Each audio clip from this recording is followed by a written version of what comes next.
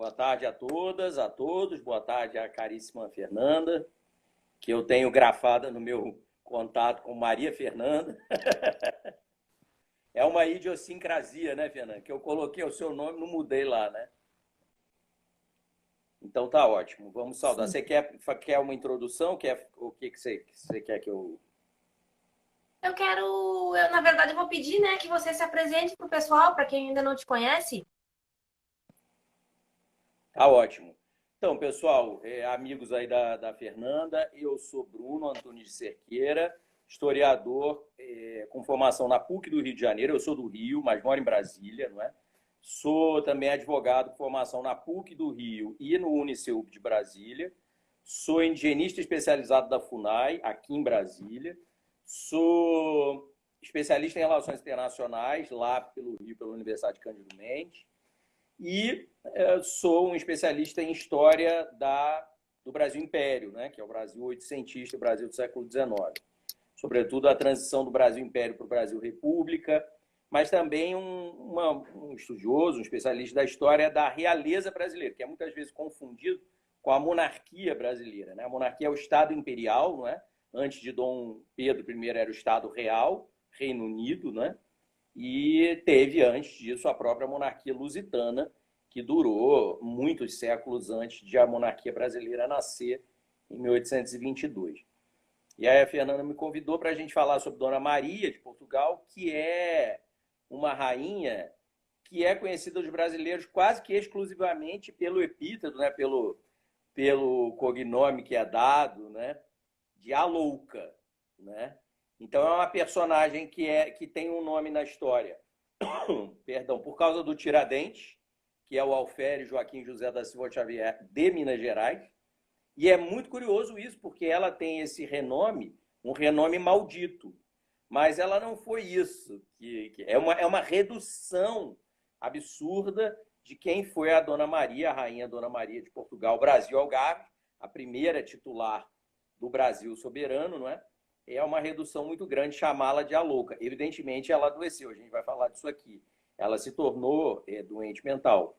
E a gente vai até falar sobre as discussões historiográficas ou apenas comentários, né, que há recentes. Mas podemos começar aí, a hora que você quiser, Fernando, que você queira. Então, Bruno, eu vou pedir para você falar um pouquinho do nascimento e da infância dela. Tá ótimo. Então, Dona Maria de Portugal, Brasil Algarves, ela nasceu como como uma infanta, entre aspas, de Portugal. Ela já nasceu princesa, né? Mas ela nasceu, não é todos os infantes da Casa de Bragança são os infantes de Portugal, desde 1640.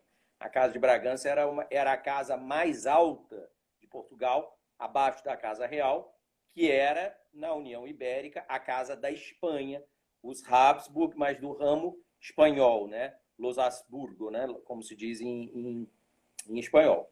E eles reinavam, a Casa de Bragança era sempre temida por eles, por isso os filipinos quiseram colocar os Bragança para governar o Brasil já muito antes, né, dessa hipótese da vinda da corte.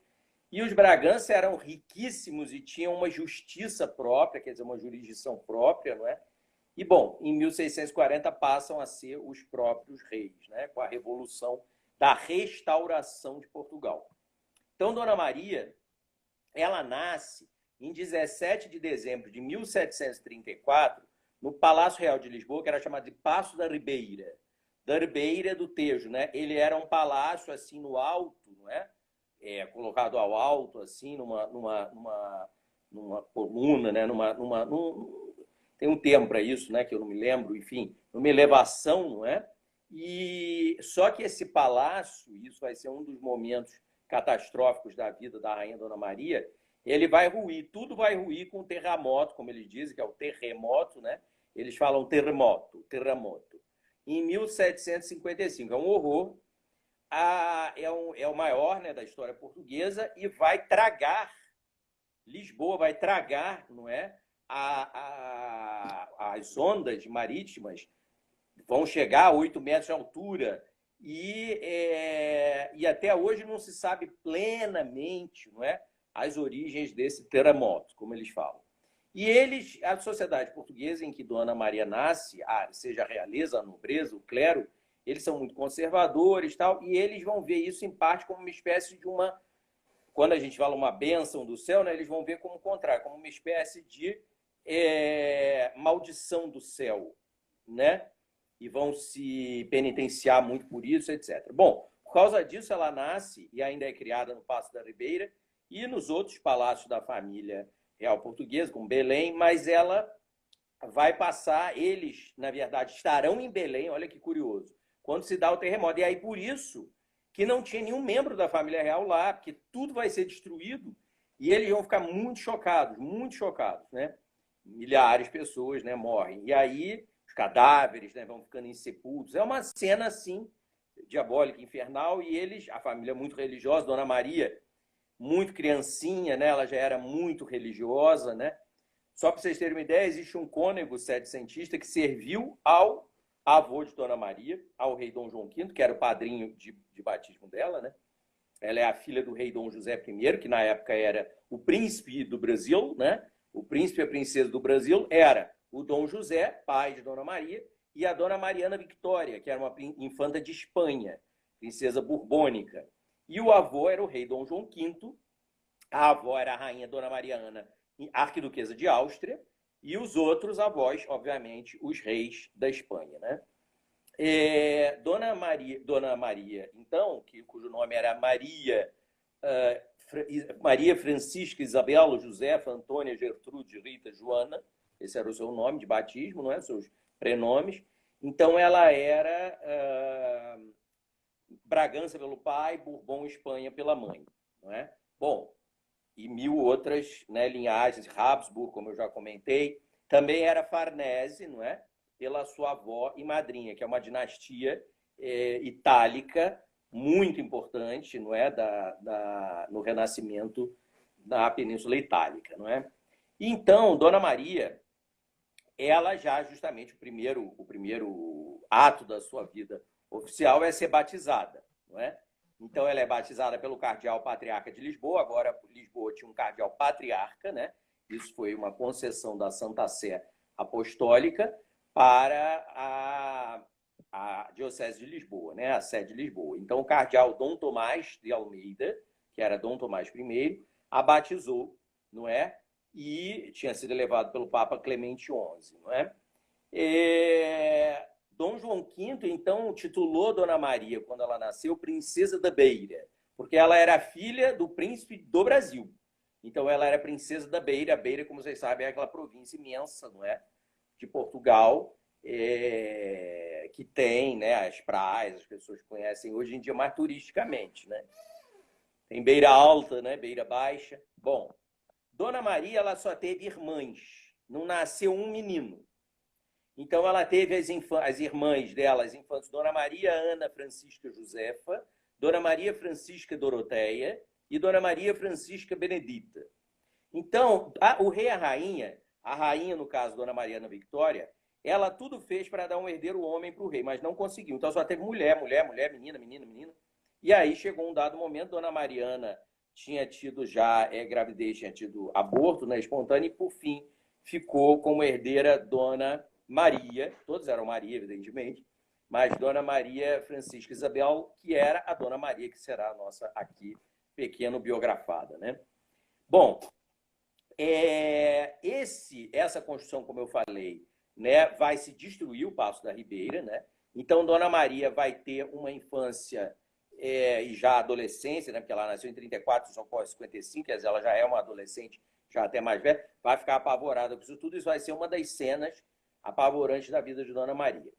Uma outra questão, evidentemente, vai morrer o Dom João V, o pai vai virar o rei. E aí vem uma história que é, assim, uma das mais incruentas da história de Portugal. O primeiro-ministro, o pai de Dona Maria, o Marquês de Pombal, ele era um ditador, né?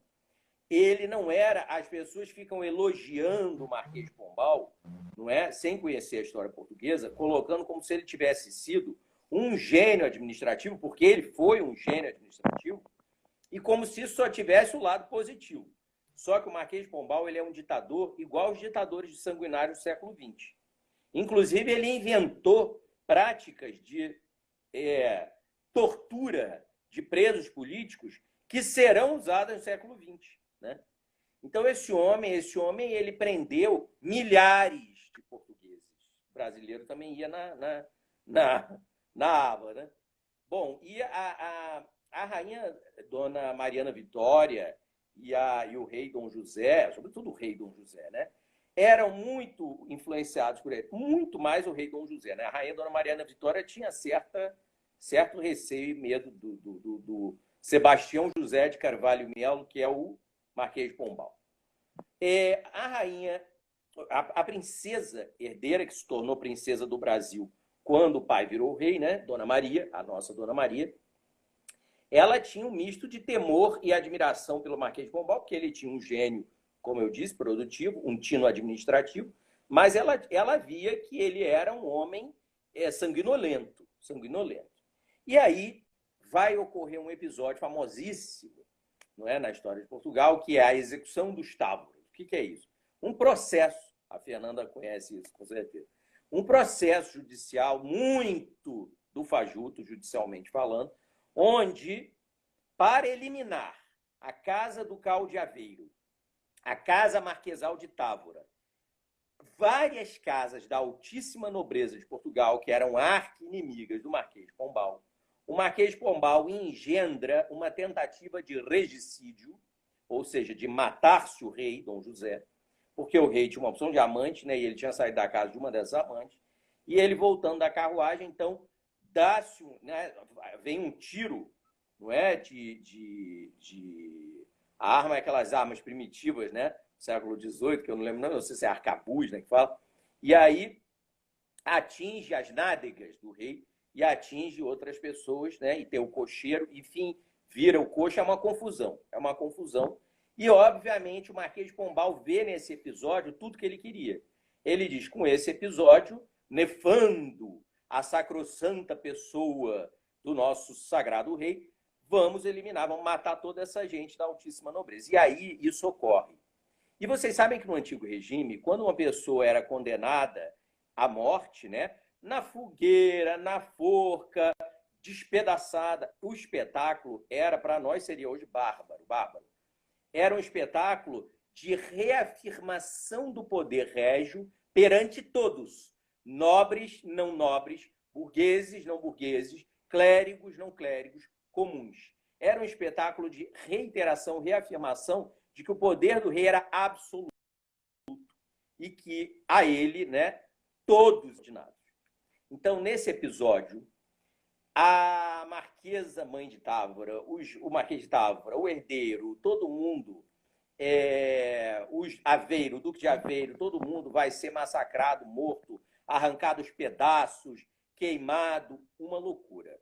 Também um padre jesuíta, que é o padre Gabriel Malagrida, o Pombal vai mandar torturar e queimar. Aliás, ele vai perseguir os jesuítas e ele vai extinguir a Companhia de Jesus. Bom, esse homem, que, portanto, a gente está vendo, não tinha nada de santo, né? Esse homem, evidentemente, causava muito medo, não é?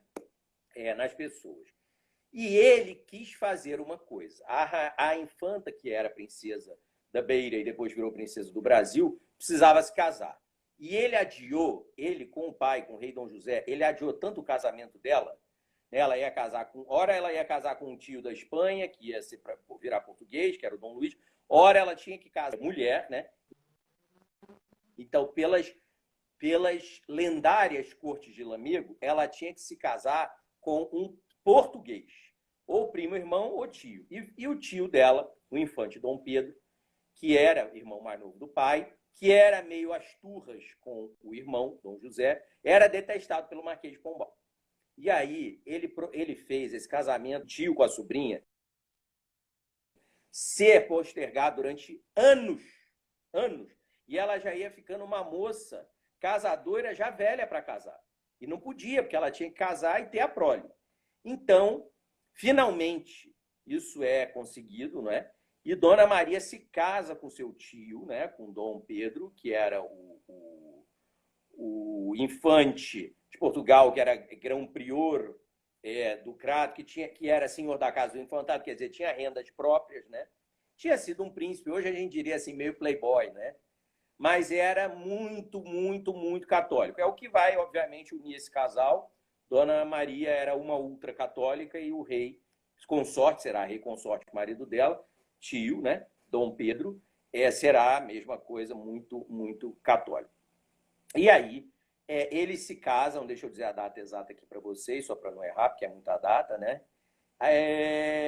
Sim, eu pulei uma parte. Dom Antônio Caetano de Souza dizia que Dona Maria, com 4 para 5 anos de idade, ele contou isso nesse livro aqui, ó, História Genealógica da Casa Real Portuguesa, ele foi um fiel servidor do avô dela, História Genealógica da Casa Real Portuguesa, cuja reedição, né, em 2008, nós fizemos, a Isabel Lustosa, professora Isabel Lustosa e eu, a parte de Dom Pedro I do Brasil e Dom Pedro IV de Portugal. Então, nessa obra, que é de 1750 e pouco, Dom Antônio, que conheceu a pequena princesa, né? Ele ficava admirado porque ela, com 4 anos, ela lia perfeitamente em português e castelhano, e com 5 em latim. Então, ela falava, não é? Português, espanhol, como a gente fala, enfim, castelhano, não é? Da mãe, né? Claro. E ela já lia em latim com 5 anos, já escrevia. Então, ela era uma menina muito inteligente, precoce. Uma menina inteligente e precoce. E, claro, que foi, como todos os Braganças, né, versada na música e na pintura, não é? As irmãs dela, inclusive, vai ter uma irmã que foi muito pintora, que foi Dona Maria Francisca Benedita. E aí, então, ela se casa em 6 de junho de 1760, quer dizer, ela era de 34. Ela já estava para a idade casadora muito velha. Ela se casa com 26 anos com o tio dela, 25 a 26, e ele tinha 42. Então, como que ia ser a procriação deles, né? 42 naquela época, gente, equivale hoje a 60. 26 naquela época equivale hoje a 40. Por aí vai. Mas eles, assim mesmo, vão gerar 6 infantes. O infante Dom Pedro e a princesa Dona Maria, que era princesa. Ele vai virar o príncipe do Brasil, né? Claro, pelo casamento. E eles vão gerar as crianças que são o Dom José Francisco, que é o mais velho, né? Depois vem Dom João Francisco de Paula, que morreu. Dom João Maria, que é o nosso Dom João VI. Dona Mariana Victoria Josefa, que é uma infanta, que vai casar com o tio da Espanha. Dona Maria Clementina e Dona Maria Isabel. Essas vão morrer crianças porque a mortalidade infantil era altíssima. E esse casamento era um casamento de um velho. Já o infante Dom Pedro já era velho. Quer dizer, hoje a gente sabe, né, que os homens, quando se casam mais velhos, podem produzir filhos com algumas doenças. Naquela época não se sabia tanto, claro, lógico.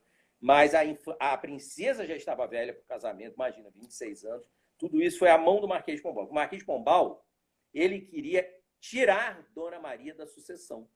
Queria que um homem sucedesse, só que não tinha filho homem para o rei.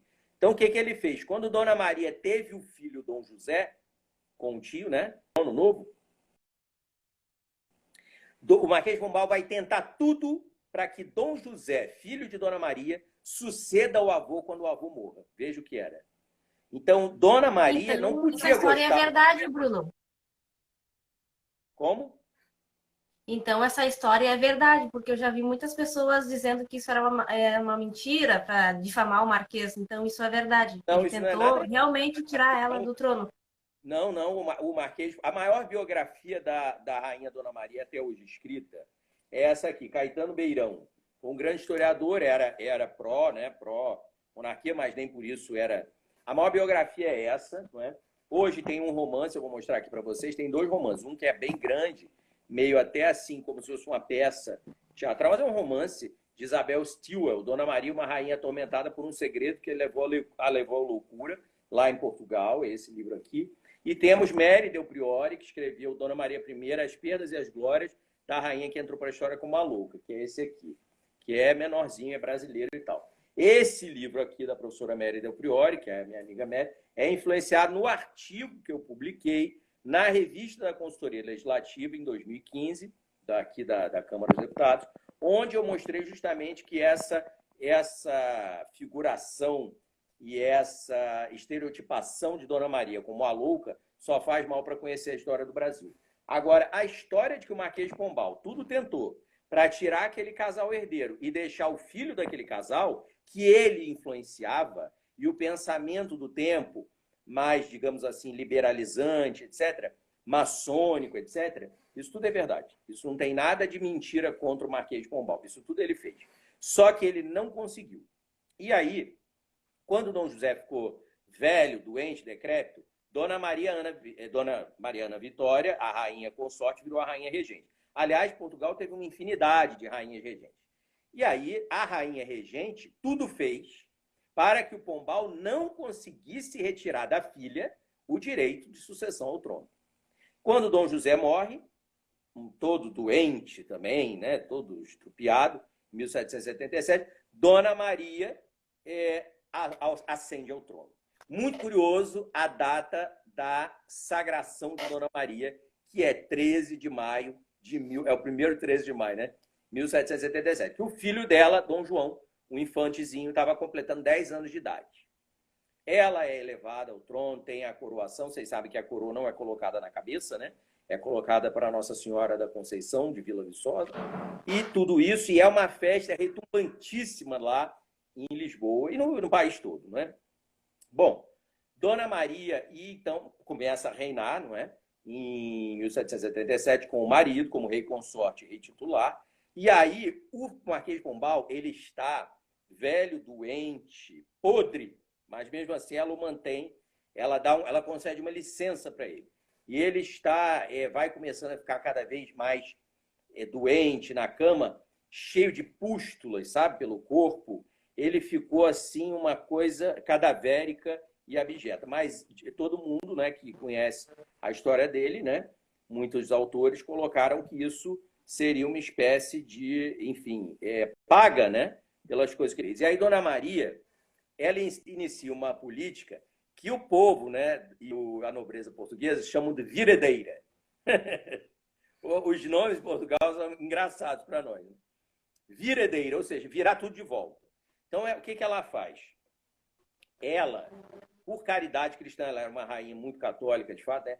Ela vai soltando os presos políticos. Vários dos presos políticos que ainda estavam vivos, porque mais de 3.000 morreram nas masmorras, vários foram chamados pelo povo português de ressurreição dos mortos.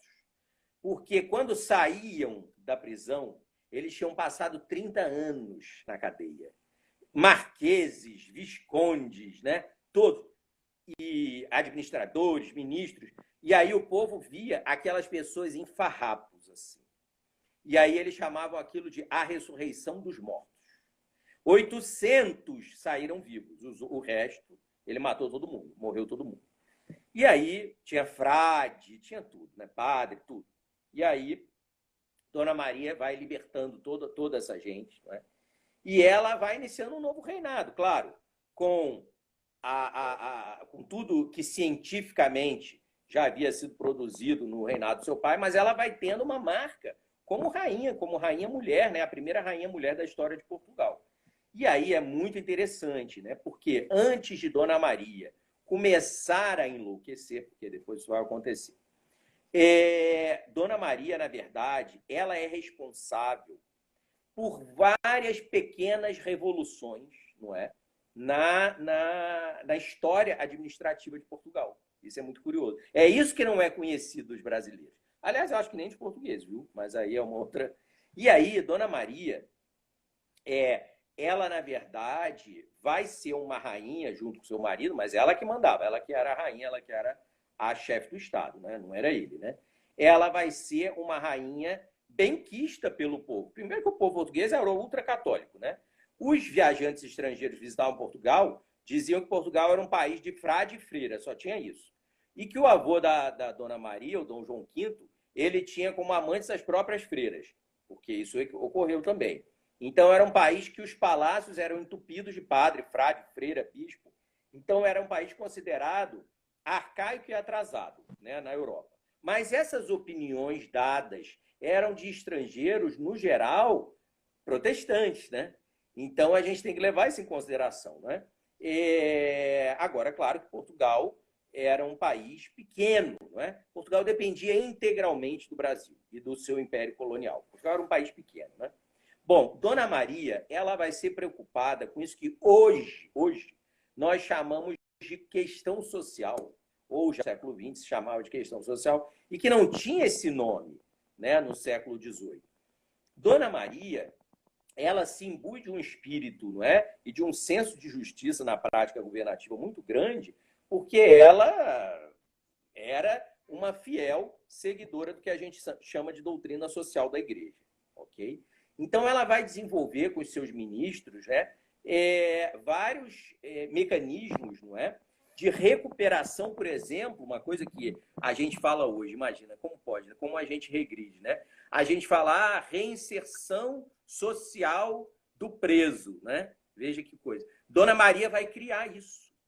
Dona Maria vai criar a Casa Pia, né, de Lisboa, que tem um nome, eu vou dar o nome aqui para vocês. Antes dela criar isso, eu vou contar para vocês que ela soltou os presos, né, do regime pombalino, que era uma ditadura, não é? E ela extinguiu uma coisa chamada segredo. Segredo é o que a gente chama hoje de solitária.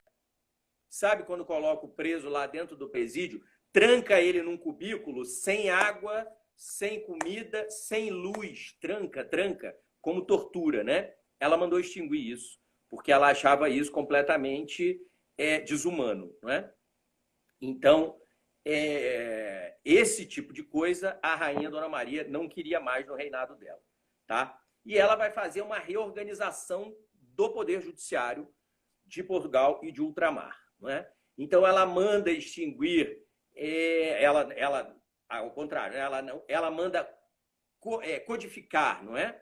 Para que não tivesse as legislações gótica, afonsina e manuelina tão esparsas, ela manda codificar essa legislação toda, não é? E que a reforma do ordenamento jurídico fosse praticada, fosse mais humanizada, a gente diria hoje em dia, né? Em nome dessa codificação. Em julho de 1790, ela erige novas comarcas, novos juízes para as províncias. Então, ela amplia isso que nós hoje chamamos de acesso à justiça. Veja que interessante. Isso lá no século XVIII. Todo aniversário de Dona Maria, depois do filho dela, o regente, que vai ser 13 de maio, se concediam as famosas graças e indultos soberanos, não é? Bom, e aí, com o Diogo Ignácio de Pinamanique, né, que tinha sido um homem de confiança do Pombal e que ela manteve no governo, não é? Ela, então, nomeia intendente-geral da Polícia da Corte do Reino e desembargador, e ele constrói, não é, essa famosa Real Casa Pia de Lisboa, que era uma instituição destinada à regeneração, através do trabalho, dos mendicantes desviados e à educação dos órfãos. O povo da época considerava que toda pessoa que não tivesse família era um vagabundo, falar português literalmente, né? Eles achavam isso. Toda pessoa que não tivesse era um vadio e, portanto, tinha que ser reprimido. Então, porque, de fato, a delinquência acabava vindo, né? Se a pessoa é pobre, não tem família, não tem trabalho, então ela vai delinquir. É um raciocínio da época do qual a gente ainda é impregnado até hoje. E aí é muito curioso, porque as oficinas da Casa Pia foram importantes centros de produção, não é? Para as Forças Armadas, inclusive, e de formação profissional. E eles tinham orgulho que da Casa Pia, não é, estabelecida no Castelo de São Jorge, e, enfim, que teve várias, e que vai persistir durante muitas décadas, né? Eles tinham orgulho de dizer que dela tinham saído professores de Coimbra, da Universidade de Coimbra, 3 da Academia de Fortificação, que é a engenharia militar, não é? Oficiais generais e capitães-tenentes do Exército e da Marinha, não é? E até um bispo. Então, vocês vejam que isso é muito curioso, né? Esse aspecto do reinado mariano, que é a justiça mariana, a sociedade mariana, são completamente desconhecidos no Brasil. E é muito curioso porque Dona Maria governou um país que, sim, que estava um pouco atrasado em relação à Espanha ou à Inglaterra, por exemplo.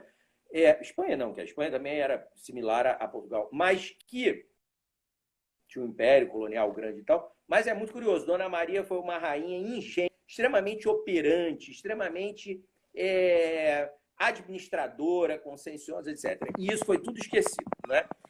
Mas só que tem partes do Brasil que não esqueceram Dona Maria, que são justamente o quê? Não é? Dona Maria é a fundadora, enquanto ela ainda reinava e não adoecera, não é? Ela fundou o que hoje, né, a gente chama no Brasil dos fuzileiros navais do Brasil. Por que lá nos fuzileiros navais no Rio de Janeiro, eles mandaram pintar um retrato da rainha Dona Maria? Porque ela que fundou a academia anterior a eles, entende? Então, ela fundou a Academia Real de Marinha no Colégio da Luz, a Aula Pública de Debuxo e Desenho no Porto, a Academia Real das Ciências, né, que é a Academia de Ciências de Lisboa, a Real Academia de Fortificação, Artilharia e Desenho, não é? Que vai dar no IME, o IME, Instituto Militar de Engenharia, lá do Rio de Janeiro, também venera a memória de Dona Maria, porque sabe que Dona Maria que fundou, né, o IME com outro nome, com esses nomes, Real Academia de Artilharia, Fortificação, Desenho, etc. Então, tudo isso é muito curioso. A Real Academia de Artilharia, Fortificação e Desenho, onde é o Museu Histórico Nacional do Rio de Janeiro, lá que ela funcionou. E que dá origem ao Instituto Militar de Engenharia, hoje em dia, que está na URCA, né? Então, isso é muito curioso. Claro, Dona Maria teve uma política conservadora, não é, em relação ao Brasil, que era a colônia maior e continuidade de Portugal, porque havia, o Estado português tinha uma preocupação excessiva. Olha o Ivo Macuxi aí, meu querido amigo, que está viajando, está aí pelo mundo, líder indígena, querido amigo. Então, a rainha Dona Maria, ela tinha, e o Estado português tinha uma preocupação excessiva em proteger o Brasil da pirataria. Hoje a gente chama até de biopirataria, literalmente, né? Da pirataria e do apossamento do território brasileiro. Então, ela, de fato, vai proibir manufatura, não é? Com uma carta régia dela. Isso já é no finalzinho do período que ela ainda tinha sanidade mental e governava. E isso vai, na história de Minas Gerais, não é? Fazer a demonização dela com a ligação que a gente vai chegar lá do Tiradentes, não é? Ela, então, incentivou o que hoje a gente chamaria de agronegócio, não é? Também pedindo que fizessem estudos de agricultura e botânica. Tudo isso aconteceu no reinado de Dona Maria. Obviamente, também era preocupada com a catequese dos que eram chamados silvícolas, né, que são os povos indígenas, e é tudo tão doido, a história é uma terra indígena no interior de Goiás, chamada Terra Indígena Carretão, que eu já visitei, né, para fazer trabalhos da coordenação de identificação de terras indígenas da FUNAI, e vem do tempo da rainha Dona Maria. O nome do aldeamento era Aldeamento Dona Maria I, e o outro aldeamento era Aldeamento Dom Pedro III. Então, os índios estão lá até hoje. Vocês vejam que isso é uma justa posição de temporalidade, né? Como a gente fala.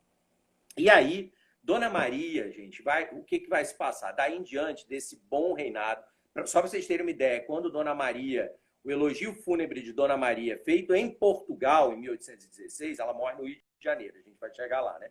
Foi feito pelo José Bonifácio de Andrade e Silva, que foi o servidor da corte mariana. E ele fala de como Dona Maria foi uma rainha ingente, boa governadora, como eles falavam, governante, não é? E fala, inclusive, da inteligência dela e tal. Agora, isso tudo vai ter um grande baque, não é? Quando vão morrendo as pessoas da família de Dona Maria, não é? E aí ela vai se tornar doente, né? Mental, ela vai se tornar enferma mental. Então, eu chamo isso no capítulo que abre o livro, A Face Feminina do Brasil Oitocentista, que vai ser impresso pelo Senado Federal e Instituto Dona Isabel. Eu chamo isso de A Dor de Existir e vem também a Inconfidência, entre aspas, dos mineiros, né? Então, Dona Maria, em março de 1786, começa o seu calvário, porque morre Dom Pedro III, seu marido. E eles se amavam muito, porque Dom Pedro III era aquele bonachão, sabe? Dom João VI era igual ao pai, né? Era aquele monarca bonachão. Inclusive, ele era chamado pelas pessoas do palácio de Capacidônio. Quando você visita Queluz, eles dizem assim, Dom Pedro, o rei Capacidônio. Por quê? Porque quando apresentavam o currículo de uma pessoa para o rei Dom Pedro, para indicar para alguma coisa e tal, ele só sabia dizer uma coisa da pessoa. Ele dizia assim, muito capaz e muito idôneo. Então o pessoal brincava que ele era o capacidônio, né? Era capaz e idôneo. É. Então, Dona Maria, ele devia ser brincalhão um pouco, só que ele já está muito velho, né? Muito velho, casou com ela velho já. E aí, Dona Maria, dali em diante, ela vai ter o que hoje é muito claro, a gente chama de depressão. Não tinha os remédios para depressão. Dona Maria vai entrar em depressão profunda com a morte do marido. Dali em diante, ela vai sim adoecer mentalmente, porque ela vai ter uma depressão não curada, né? Sem os remédios atuais, sem os fármacos. E aí, o que vai acontecer? Vão morrendo os ministros velhos em quem ela confiava. Morre o Aires de Sá, morre o Marquês de Angeja, vai começar a morrer um monte de gente. Daqui a pouco ela vai receber notícia, não é? De que, primeiro, em setembro de 788, antes disso, o filho e herdeiro dela, Dom José, que o Pombal queria que fosse o Dom José II, antes da mãe assumir, né? Ele vai pegar varíola. E aí todo mundo pegava varíola e todo mundo morria. E aí o que vai acontecer? Esse rapaz era o preparado, era o herdeiro, ele era o herdeiro de tudo, era o filho amado da mãe. Agora, dizem que ele tinha ideias liberais, tem gente que quer dizer que ele era até maçom, né? É muito engraçado. Mas, enfim, a perda vai ser duríssima, ele vai morrer. Dona Maria, nessa ocasião, olha que curioso, isso tem lá no nosso canal também, canal História do Brasil, como você nunca viu, né? Olha que curioso. Nascia, em pleno momento em que Dom José estava doente, a vacina, né? A invenção do médico inglês Edward Jenner. E aí vai chegar um cortesão que vai dizer, majestade, há uma possibilidade, não é, da gente injetar o vírus aí da varíola, né, e tal, e aí isso explica para ela o processo de vacinação, que estava nascendo, né? Vacina de vaca, um gado vaca, ou seja, da vaca, literalmente, do boi, né? E ela não acredita naquilo. Dona Maria não acredita porque... Aí vai dizer, porque ela era muito religiosa, conservadora, irracional. Não, não é isso. É que era uma coisa que tinha acabado de surgir. Ela não acreditava. Ela acreditava que se você colocasse... É igual o povo de hoje, aliás, muita gente, né? Colocasse o vírus para dentro do seu corpo, você morreria de qualquer maneira daquilo. Então ela não deixa vacinar o Dom José. Dom José morre. A filha dela, Dona Mariana Victoria José, que era a filha querida, amada dela, que tinha casado com outro tio, está lá na Espanha, também morre de varíola. O marido dessa mulher também morre. Morre todo mundo morria de varíola. Era um horror. Era o Covid da época lá. E eles morriam com aquelas pústulas todas. Era um horror. Era um horror. E aí... Então, Bruno, a história de que ela teria dito que o filho dela morreria por varíola, se Deus quisesse, é totalmente inverídica. Não é inverídica. Ela acreditava na vontade divina, né? Mas ela não, o que ela não acreditou naquele momento, apesar dela não ser contra a ciência, ela não acreditou num experimento que tinha acabado de ser criado por um médico e estava sendo aplicado nos meninos negros, né? Nos escravizados, nos meninos, porque ela não achava que aquilo ali pudesse resultar em cura, né? Aí o que vai acontecer? Dom José morre. Dona Maria Ana Victoria Josefa, filha dela, morre na Espanha. Dom Gabriel morre na Espanha, o marido, né? E primo e tio, era endogamia, né? Claro. Endogamia é outra história, não é para a gente chegar aqui agora. As pessoas pensam que endogamia, não é? Que é o casamento entre si, né? Primos, irmãos, sobrinho, tio. As pessoas pensam que isso era feito só pela realeza. Isso é uma ignorância. Isso era feito na realeza, na nobreza, na burguesia, nos comuns, nos aldeões, né? Os aldeões era tudo primo com primo se casando também. Nós todos descendemos de muitas endogamias, né? Não eram só eles que faziam endogamia, não. Mas isso é uma outra história. E aí, o rei da Espanha, tio de Dona Maria, né? Em 1788, o rei Dom Carlos III, que é um grande governante da Espanha também, morre também. Então é tanta morte, que ela que estava em depressão já, ela vai piorando muito. E, gente, não tinha psicólogo, não tinha psiquiatra, só tinha confessores, né? Inclusive, Mary Del Priore coloca nesse livro aqui, coisa que já faziam antes, coloca a culpa de Dona Maria ter ficado pior, né? Piorado da cabeça, coloca a culpa toda no confessor dela. Mas não é assim, não, porque a história... Isso aqui, na verdade, os escritos da minha querida Mary, minha professora, claro, foi minha professora, mas eles são romances históricos, né? Eles não são... livros de historiografia no sentido básico, né? Então, tudo é muito romanceado e tal, e tal. Então, ela mete a culpa toda para o confessor da rainha. O novo, né? Porque o anterior ela perdeu também. Isso também foi motivo para ela ficar mais deprimida.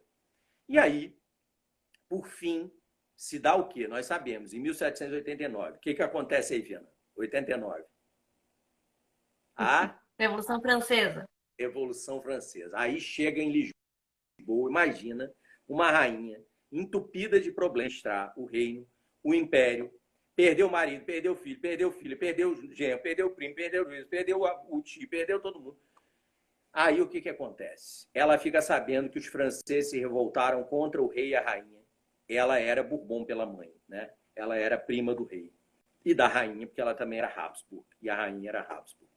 E aí, anos depois, prendem o rei, ameaçam matar o rei e a rainha, ou seja, a mente de Dona Maria desaba. Dona Maria só recebe notícia trágica e ela passa a ficar acamada, a delirar, a falar coisas sem sentido. E aí os médicos da corte começam, não é, a visitá-la e percebem que ela está provavelmente delirando e que provavelmente ela ia enlouquecer. Existe gente que diz até, é uma loucura, mas tem de tudo, que Dom João, filho de Dona Maria, herdeiro dela, que amava a mãe assim, venerava a mãe para ele era uma, né?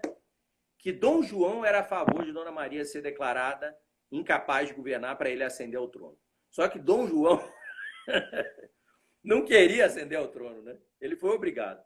A mulher de Dom João, Dona Carlota Joaquina, que era sobrinha e nora de Dona Maria, é que queria muito poder. Isso é verdade. Quem criou Dona Carlota Joaquina foi mais Dona Maria do que a mãe de Dona Carlota Joaquina, que era a rainha Dona Maria Luísa da Espanha, princesa de Parma, que Dona Carlota largou com 10 anos de idade. Então, Dona Carlota foi criada pela tia e sogra, Dona Maria. Então, Dona Maria desaba. E é justamente nesse ano, 1789, 1790, que os médicos vão vendo, vão falar, olha, a rainha está ficando, ela está adoecendo. Não vão dizendo que ela está ficando louca, né, e tal, mas ela estava ficando louca. E aí, Dona Maria, em 1790, ainda assina os documentos oficiais, não é, do Reino de Portugal e Algarves, ainda concede algumas audiências e tal. No fim do ano, os médicos, diplomatas, estrangeiros, todo mundo diz que ela perdeu a razão, como se dizia. Perde a razão. Dali em diante vai ser um processo, porque Dom João, ele passa a ser regente, sim, mas ele não queria, ele queria a recuperação da saúde da mãe. Então, ele queria reger por um pequeno, né? Dona Carlota já queria muito reger com ele, né? Que ela queria muito poder. E aí, o que vai acontecer? Ainda vai ter um tratado, não é? Muito interessante, né? A diplomacia mariana, a diplomacia portuguesa, ainda vai conseguir a paz entre a Espanha e a Grã-Bretanha numa posse pela Baía de Nootka, no noroeste do Pacífico, no Canadá, do reinado mariano. Mas Dona Maria já está muito doente. E é aí que entra a maior ironia da história. A história é muito irônica. Dona Maria não vai tomar conhecimento pleno nenhum do que se passou em Minas Gerais. E ela é a rainha demonizada da Inconfidência Mineira. Então vejam como a história é curiosa, né? Quer dizer, Dona Maria já estava doente, ela não vai, os documentos vão sendo assinados, os que ainda têm a assinatura dela, e depois vai ter a assinatura de Dom João, que assina com a assinatura dele. No início ele tentava fazer a mãe assinar, né? Quer dizer, assim que vai sendo essa transição. E Dona Maria, em 1792, em janeiro, ela dá provas incontestes de desequilíbrio mental na propriedade real de Salvaterra de Magos, para onde tinha sido enviado o médico da Casa Real Britânica, que tratou de George III, que também enlouqueceu, o rei louco, que perdeu os Estados Unidos da América, né? Dr. Francis Willis, que era o psiquiatra, entre aspas, do rei. E aí o Dr. Francis Willis dá um laudo e diz: a rainha está incuravelmente enferma. Ela nunca mais voltará à razão. E aí, daí em diante, Dom João é obrigado a reger Portugal e seus domínios em nome, como príncipe regente, né? Realmente, não é? Regente, não era o rei, mas era, de facto, ele era o rei. De iure, não, que a rainha era viva, e ele não admitia isso. E ela vai cada vez mais recolhida, não é? Cada vez mais recolhida. E, de fato, ela tinha muitos acessos, muitas crises. Ela tinha sonhos, que no caso eram pesadelos, né? Com o pai todo calcinado, queimando no inferno, porque Dom José autorizou tudo que o Marquês de Pombal fez, não é?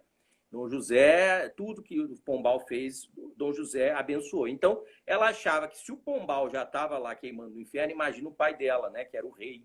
Então, ela sofria muito, sofria. Bom, ela tinha uma grande amiga, né? Que era uma madre, que era a Madre Teresa de São José do Coração de Jesus, que era nascida nobre Dona Teresa Josefa de Mello, que elas correspondiam muito, né? Inclusive, essa autora portuguesa chama de cartas até de amor e tal, o amor do coração de Jesus. Dona Maria, ela vai ter sido a rainha responsável pela introdução a esse culto oficial ao Sagrado Coração de Jesus, ao amor do coração de Jesus, em Portugal. E é por isso que ela manda erguer a Basílica do Sagrado Coração de Jesus, lá na Estrela, que eu não pude visitar ainda, infelizmente, perto de Lisboa, né, na Grande Lisboa, e é lá que ela jaz. É lá que ela jaz. Aí a gente vai contar essa história. E aí, o que acontece? Em 1805, 1806, 1807, aquela terrível, não é?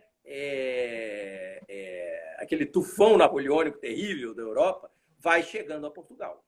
Vai chegando, vai destronando tudo quanto é rei, primo, irmão e sobrinho, né, dela.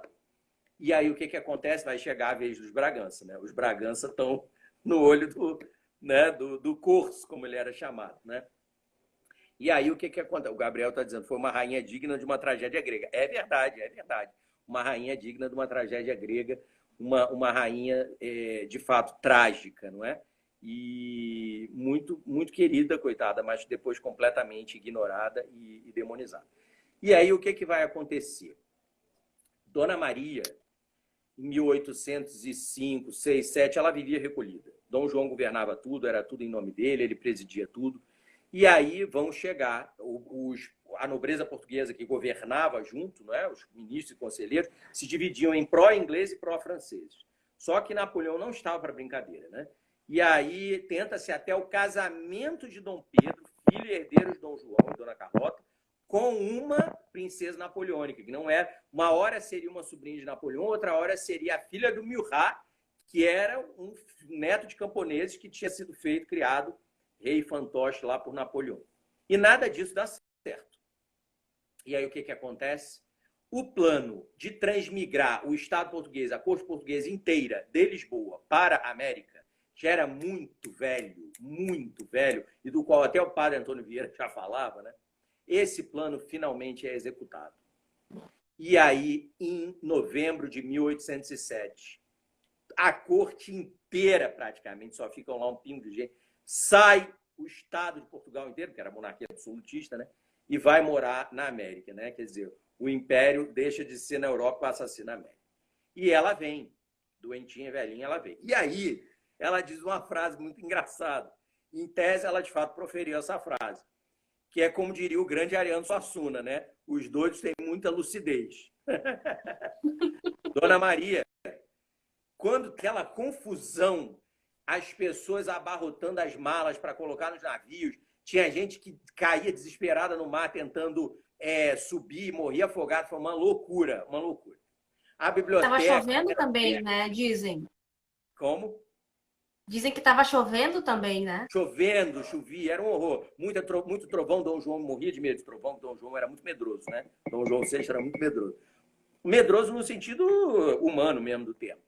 E aí, dizem que então a rainha sendo colocada no coxo para ser levada para o escalerzinho, para colocar para o navio, dizem que ela disse assim, não corram tanto, vão pensar que estamos a fugir. Por favor, por favor. Então, essa frase ficou, não é? Uma frase antológica da fuga da família real portuguesa, né? Da dinastia Bragantina de Lisboa para o Brasil, para o Rio de Janeiro, Salvador primeiro e depois Rio, porque, de fato, a rainha deve ter dito isso mesmo, que nem ela estava entendendo o que estava acontecendo direito.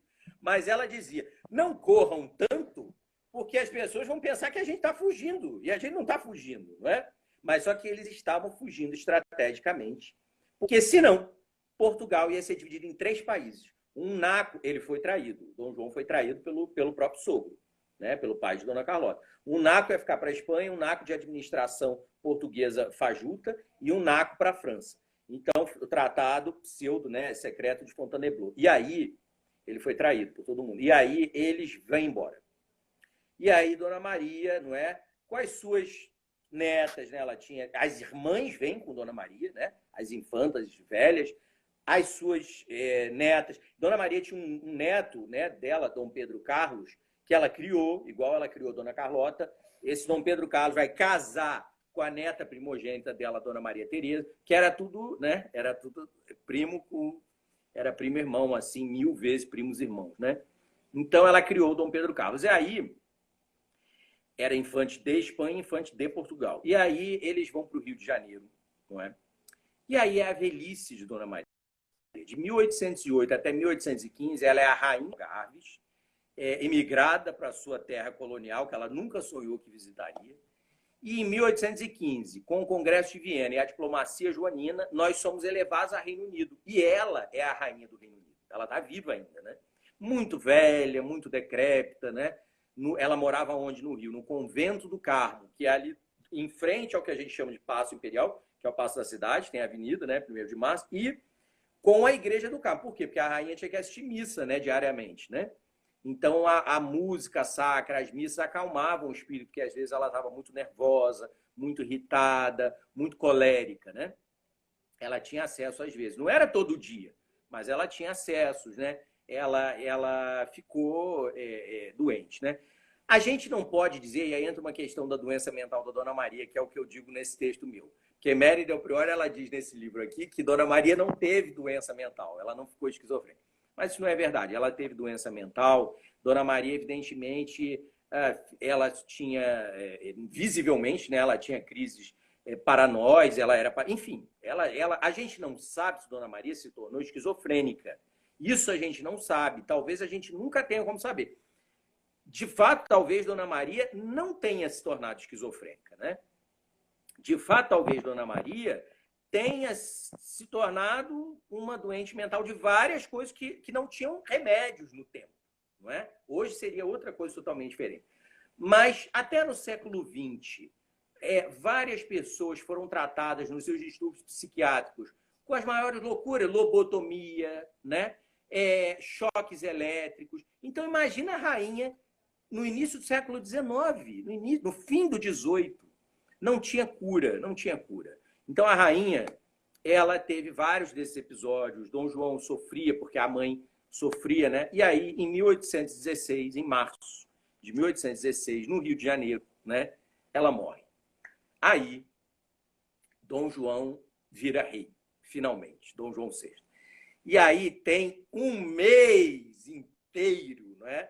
De luto e de missas de exéquias, missas de réquiem para a rainha europeia, a primeira rainha mulher da história de Portugal, que morreu no Rio de Janeiro. E aí Dona Maria é velada, né, na antiga Sé Catedral, e aí muita missas. A missa de réquiem final dela, porque ela vai jazer no convento da Ajuda, né, que existia ainda, a missa final parece que durou quase 5 horas, uma coisa assim, uma coisa imensa, né? E que é muito legal na história do Brasil, o padre José Maurício Nunes Garcia, que é o padre negro, né? O padre capelão da corte de Dom João, né? O padre chefe, né? Maestro, né? Ele, na verdade, a mãe dele morreu com semanas de diferença para Dona Maria. Então, quando ele escreve um réquiem para a rainha, ele também está escrevendo um réquiem para a mãe dele, né? A música que é executada na missa solene final de Ezequias é a do maestro Marcos Portugal. Mas do lado, na Igreja do Carmo terceira, são as missas do padre Zé Maurício Nunes Garcia. Eles eram brigados, né? Meio brigados, meio concorrentes, né? O Marcos Portugal e o Zé Maurício. E aí são semanas e semanas e semanas de luto pela rainha, não é? Tanto que Dom João, por 2 motivos, ele protela a sua própria coroação. O luto pela mãe, depois, obviamente, a vinda da nora, que ele vai amar essa nora e a nora vai amar esse sogro, que é a arquiduquesa Leopoldina, né? Leopoldina da Áustria, e, por fim, a Revolução em Pernambuco, que estoura em 17 também. E aí, com isso, Dom João só vai ser coroado em 18. Né? Veja que Dona Maria morre em março de 16. Então, o Rio de Janeiro vai ter o corpo, não é, dessa rainha para velar. A rainha Dona Carlota Joaquina, sobrinha e nora dela, em tese, né, a gente coloca isso no texto aqui, ao que parece, chorou muito a morte da tia, que é uma coisa que as pessoas colocam. Dona Carlota também é demonizada, né? As netas eram agarradas com a avó. Dom Pedro e Dom Miguel, eles, quando vão visitar o cadáver, né, vai Dom João, separava homem e mulher, né? Então vai Dom João com Dom Miguel e Dom Pedro visitar a mãe e a avó. Depois é que eles saem, vai a rainha e as infantas. E depois fica a rainha sozinha, né, com a sogra e tia. Então, são momentos de luto e de muita tristeza, não é? Pela morte de uma rainha que morreu tão velhinha, não é? Com 80 e poucos anos. Na época, isso era mais de 100, equivale para a gente 120 anos hoje em dia. Mas que já não governava há muitas décadas, há muito tempo, e que foi depois demonizada na historiografia. Isso que é curioso, né? Bom, e aí, pessoal, a memória de Dona Maria é muito curiosa. Lá no Rio, a gente tem uma expressão, Maria vai com as outras, né? Que se espalhou pelo Brasil. E aí perguntam para mim se tem a ver com a rainha Dona Maria e tal. E tem, né? Porque quando a rainha saía no séquito dela, com as nobres damas que a acompanhavam, né? Ela saía protegida, ela tinha que ser muito protegida, né? Uma vez Dom João queria que Dona Maria tomasse banho de mar, né? Ela tinha muito medo, imagina, eles não eram acostumados com isso. E ele passou a tomar banho de mar no Brasil, inclusive em Niterói, minha cidade, tinha um palacete São Domingos que foi dado para o rei. E aí ela tinha muito medo, e ela gritava, né? Achando que ia se afogar, né? Então, assim, tudo foi tentado, né, para que Dona Maria tivesse um fim de vida com dignidade. Ela teve um fim de vida com dignidade, devia sentir muito calor no Rio, né, porque o Rio é muito quente, mas, de fato, viveu um fim de vida com respeito, dignidade, amor dos seus familiares. Era, sim, doente, né, era enferma mental, mas não era destratada por isso, né? Não era tratada como, assim, diz o Papa, né? Os velhinhos, né? Você larga os velhinhos. Não, ela foi tratada com muita dignidade, né? E aí, em 1821, quando Dom João volta para Lisboa, ele leva o cadáver de Dona Maria, assim como da irmã dela, a infanta Dona Maria Ana, que também tinha morrido, para lá, e aí sim ela vai ser enterrada na basílica que ela ergueu, do Sacrosanto Coração de Jesus, na Estrela, né? E aí o marido também, o Dom Pedro, né, junto com ela. Então aí essa é a história de vida, né, e de sofrimento, de padecimentos da rainha Dona Maria, que foi a primeira chefe de Estado do Brasil. O nome do meu artigo, quando eu publiquei, é Dona Maria, alô, com uma interrogação, a história da primeira mulher chefe de Estado do Brasil. Muito antes de Dilma Rousseff, antes de Dona Leopoldina, antes de Dona Isabel, a primeira mulher chefe de Estado, tecnicamente falando, claro, ela não governou, isso é procedente. Tecnicamente falando, é Dona Maria, rainha do Reino Unido, de Portugal, Brasil e Algarve. É isso. Falei muito já, não aguento mais.